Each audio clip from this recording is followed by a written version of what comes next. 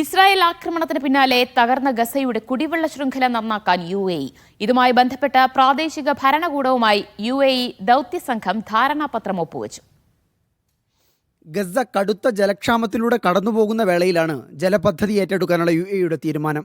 മധ്യ ഗസയിലെ കുടിവെള്ള വിതരണ ശൃംഖലയും കിണറുകളും നന്നാക്കാനുള്ള പദ്ധതിയാണ് ഗസയിലെ UAE ദൗത്യസംഘം ഏറ്റെടുത്തത്. ഗസയിൽ പ്രവർത്തിക്കുന്ന ഓപ്പറേഷൻ ഷിവൽറസ് നൈറ്റ് 3 ഇതുമായി ബന്ധപ്പെട്ട് ദെയർ അൽ ബലഹ് മുനിസിപ്പാലിറ്റിയുമായി കരാർ ഒപ്പിട്ടു. 10,000-ങ്ങൾക്ക് ആശ്വാസമേകുന്നതാണ് കരാർ.